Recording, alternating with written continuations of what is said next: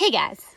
So this First Chapter Friday, I've decided to do Michelle Obama's book Becoming, which is very good, and I just watched her Netflix documentary thing, which is equally as good, so I would recommend either of those items. And I'll have to use my mom's Kindle today because I don't actually have a tangible copy of the book currently, so I'm just going to read the preface to you, and I hope you enjoy it. So Michelle Obama, a lady of outstanding class and intelligence who I admire greatly. So March 2017, when I was a kid, my aspirations were simple. I wanted a dog. I wanted a house that had stairs in it, 2 floors for one family. I wanted, for some reason, a 4-door station wagon instead of the 2-door Buick that was my father's pride and joy. I used to tell people that when I grew up, I wanted to be a pediatrician. Why? Because I love being around little kids, and I quickly learned that it was a pleasing answer for adults to hear, "Oh, a doctor, what a good choice." In those days, I wore pigtails and bossed my older brother around and managed always, and no matter what, to get A's at school. I was ambitious, though I didn't know exactly what I was shooting for. Now I think it's one of the most useless questions an adult can ask a child. What do you want to be when you grow up? As if growing up is finite. As if at some point you become something and that's the end. So far in my life, I've been a lawyer, I've been a vice president at a hospital and the director of a nonprofit that helps young people build meaningful careers. I've been a working class black student at a fancy, mostly white college. I've been the only woman, the only African American in all sorts of rooms. I've been a bride and stressed out new mother, a daughter torn up by grief, and until recently, I was the First Lady of the United States of America. A job that's not officially a job, but that's nonetheless has given me a platform like nothing I could have imagined. It challenged me and humbled me, lifted me up and shrank me down, sometimes all at once. I'm just beginning to process what took place over these last years from the moment in 2006 when my husband first started talking about running for president to the cold morning this winter when I climbed into a limo with Melania Trump accompanying her to her husband's inauguration. It's been quite a ride. When you're First Lady, America shows itself to you in its extremes. I've been to fundraisers in private homes that look more like art museums, houses where people own bathtubs made from gemstones.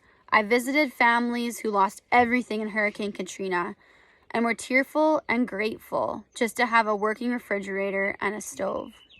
I've encountered people I find to be shallow and hypocritical, and others, teachers and military spouses, and so many more, whose spirits are so deep and strong it's astonishing. And I've met kids, lots of them, all over the world, who crack me up and fill me with hope, and who blessedly manage to forget about my title once we start rooting around in the dirt of a garden. Since stepping reluctantly into public life, I've been held up as the most powerful woman in the world and taken down as angry black woman. I want to ask my detractors which part of that phrase matters to them the most. Is it angry or black or woman? I've smiled for photos of people who call my husband horrible names on national television, but still want a framed keepsake for their mantle. I've heard about the swampy parts of the internet that question everything about me, right down to whether I'm a woman or a man. A sitting U.S. congressman has made fun of my butt. I've been hurt. I've been furious. But mostly, I've tried to laugh this stuff off. There's a lot I still don't know about America, about life, about what the future might bring. But I do know myself. My father, Fraser, taught me to work hard, laugh often, and keep my word. My mother, Marian, showed me how to think for myself and to use my voice. Together, in our cramped apartment on the south side of Chicago, they helped me see the value in our story, in my story, in the larger story of our country, even when it's not pretty or perfect, even when it's more real than you want it to be. Your story is what you have, what you will always have. It is something to own. For 8 years, I lived in the White House, a place with more stairs than I can count, plus elevators, a bowling alley, and an in-house florist. I slept in a bed that was made up with Italian linens. Our meals were cooked by a team of world-class chefs and delivered by professionals more highly trained than those at any five-star restaurant or hotel. Secret Service agents with their earpieces and guns and deliberately flat expressions stood outside our doors, doing their best to stay out of our family's private life. We got used to it eventually, sort of. The strange grandeur of our new home and also the constant quiet presence of others. The White House is where our two girls played ball in the hallways and climbed trees on the south lawn. It's where Barack stayed up late at night poring over briefings and drafts of speeches in the treaty room, and where Sunny, one of our dogs, sometimes pooped on the rug. Relatable. I could stand on the Truman balcony and watch the tourists posing with their selfie sticks and peering through the iron fence trying to guess at what went on inside. There were days when I felt suffocated by the fact that our windows had to be kept shut for security, that I couldn't get some fresh air without causing a fuss. There were other times when I'd be awestruck by the white magnolias blooming outside, the everyday bustle of government business, the majesty of a military welcome. There were days, weeks, and months when I hated politics. And there were moments when the beauty of this country and its people so overwhelmed me that I couldn't speak. Then it was over. Even if you see it coming, even as your final weeks are filled with emotional goodbyes, the day itself is still a blur. A hand goes on a Bible, an oath gets repeated, one president's furniture gets carried out while another's comes in. Closets are emptied and refilled in the span of a few hours. Just like that, there are new heads on new pillows, new temperaments, new dreams. And when it ends, when you walk out that door, that's the last time from the world's most famous address, you're left in many ways to find yourself again. So let me start here with a small thing that happened not long ago. I was at home in the red brick house that my family recently moved into. Our new house sits about 2 miles from our old house on a quiet neighborhood street. We're still settling in. In the family room, our furniture is arranged the same way it was in the White House. We've got mementos around the house that remind us it was all real. Photos of our family time at Camp David, handmade pots given to me by Native American students, a book signed by Nelson Mandela. What was strange about this night was that everyone was gone. Barack was traveling, Sasha was out with friends, Malia's been living and working in New York, finishing out her gap year before college. It was just me, our 2 dogs, and a silent, empty house like I haven't known in 8 years. I was hungry.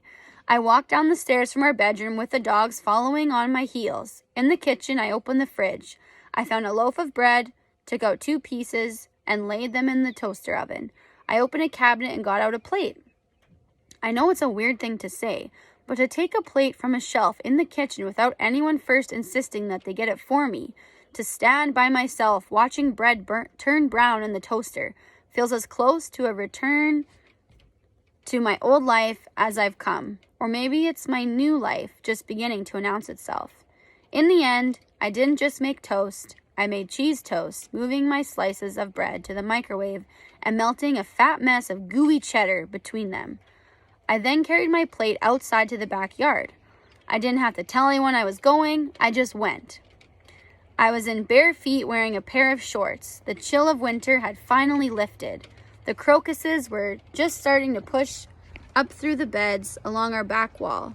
The air smelled like spring. It's starting to rain. I sat on the steps of our veranda, feeling the warmth of the day's sun still caught in the slate beneath my feet. A dog started barking somewhere in the distance, and my own dogs paused to listen, seemingly momentarily confused. It occurred to me that it was a jarring sound for them, given that we didn't have neighbors, let alone neighbor dogs, at the White House. For them, all this was new. As the dogs lopped off to explore the perimeter of the yard, I ate my toast in the dark, feeling alone in the best way possible. My mind wasn't on the group of guards with guns sitting less than 100 yards away at the custom-built command post inside of our garage, or the fact that I still can't walk down a street without a security detail.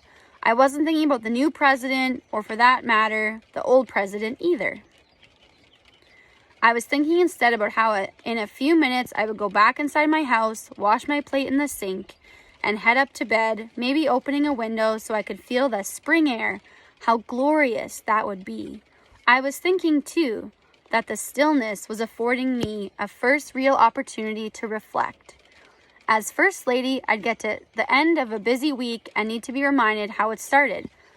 But time is beginning to feel different. My girls who arrived at the White House with their Polly Pockets, a blanket named Blanky, and a stuffed tiger named Tiger are now teenagers, young women with plans and voices of their own. My husband is making his own adjustments to life after the White House, catching his own breath. And here I am in this new place with a lot I want to say. Becoming Me is the next section, and I finished just in time because I'm getting rained on. But I hope you enjoyed this quick little video, and I hope you read this book or watch the Netflix equally as good. And have a great week.